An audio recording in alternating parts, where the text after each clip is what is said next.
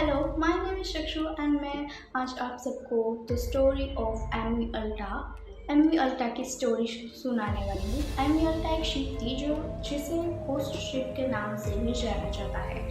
Atlantic महासागर दुनिया का वो विशाल समंदर जिसने अपने सीने में न जाने कितने रहस्य छुपा कर रखे हैं। टाइटैनिक से लेकर बरमूडा ट्रायंगल तक समुद्र की कहानियाँ रोज कम होने वाली है। साल 2020 में इस समुद्र में एक ऐसा सच उभरा जिसने दुनिया के बड़े बड़े वैज्ञानिकों पे होश उड़ा दिए। आयरलैंड के छोटे से गांव के किनारे कोरल के बीच अचानक एक बहुत बड़ा मालदार जहाज टकरा जाता है। जब पुलिस और कोस्ट गार्ड इसके अंदर जाते थे तो उनके पैरों तले जमीन खिसक जाते हैं। जहाज पर न तो कोई क्रू मेंबर था, न तो कोई कैप्टन था और न तो कोई जिंदा इंसान। पूरा जहाज खाली था। इस जहाज की बत्तियां और इंजन ऐसे गायब थे जैसे कोई एक भूतिया जहाज हो।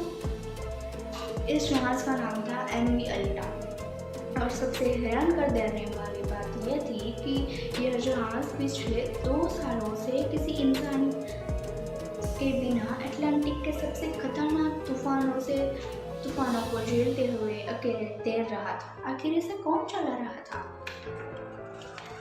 अब शुरू होता है एमी अल्टा की रहस्यमय बात।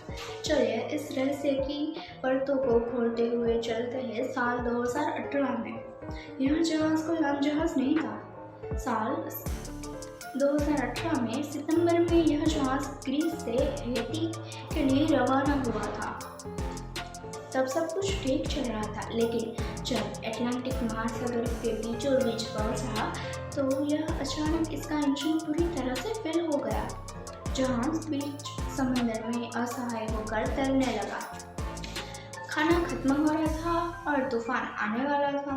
अमेरिकी कोस्ट गार्ड ने एक बड़ा रेस्क्यू ऑपरेशन चलाया और जहाज पर मौजूद सभी 10 चालक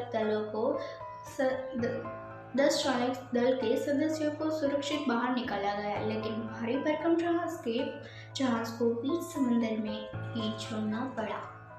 बस यहीं से शुरू होती है असली रहस्यमय बात।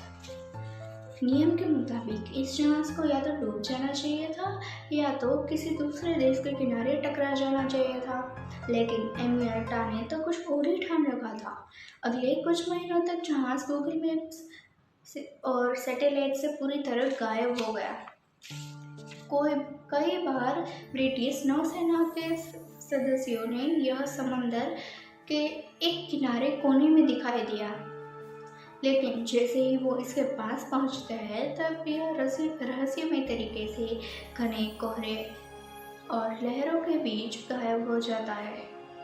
अब शुरू होता है 2 साल का भूतिया सफर। बिना किसी ईंधन के, बिना किसी नाविक के और बिना किसी कंपास के इस भूतिया जहाज ने करीब 3700 किलोमीटर तक का सफर तय किया। इसने पूरे अटलांटिक महासागर को अकेले पार कर लिया। समंदर के जिन थपेड़ों से बड़े बड़े आधुनिक जहाज डूब जाते हैं, उन तूफान के बीच एमी अल्टा को खरोच तक नहीं पहुंची। वैज्ञानिक आज तक इस बात का गणित नहीं लगा पाए हैं कि बिना इंसानी संतुलन के कोई जहाज इतने सालों तक कैसे तैर सकता है। क्या समंदर की लहरें इसे किसी खास मकसद पर ले जाना चाहती थी या फिर इसके पीछे कोई अदृश्य ताकत थी? अर्जेंटीना का दूसरा बड़ा रहस्य। जहाज़ों का यह रहस्य सिर्फ अटलांटिक तक ही नहीं सीमित है।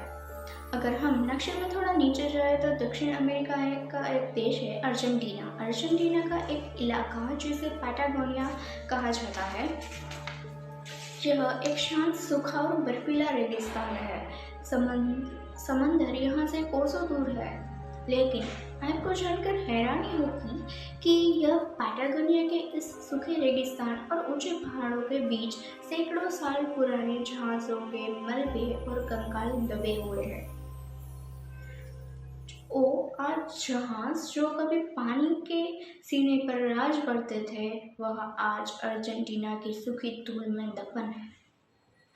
आखिर जो जहाज सिर्फ पानी में चल सकते हैं, वे समंदर से सैकड़ों किलोमीटर दूर इन पहाड़ों के बीच कैसे पहुंचे? कुछ वैज्ञानिकों का मानना है कि सदियों पहले यह कोई किसी प्रलयकारी लहर आई थी जिसने सब कुछ बदल दिया। तो वही कुछ लोग इसे प्राचीन सभ्यताओं के अनसुलझे रहस्यों से जोड़कर देखते हैं।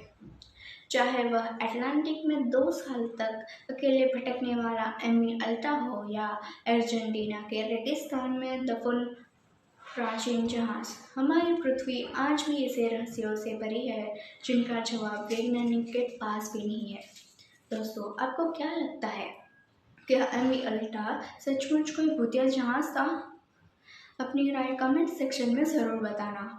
और अगर आपको यह वीडियो पसंद आई तो मेरे चैनल को सब्सक्राइब ज़रूर करना, लाइक करें, शेयर करें और चैनल को सब्सक्राइब ज़रूर कीजिएगा। अनसुलझे रहस्य लाते रहेंगे। मिलते हैं अगले वीडियो में। Bye bye.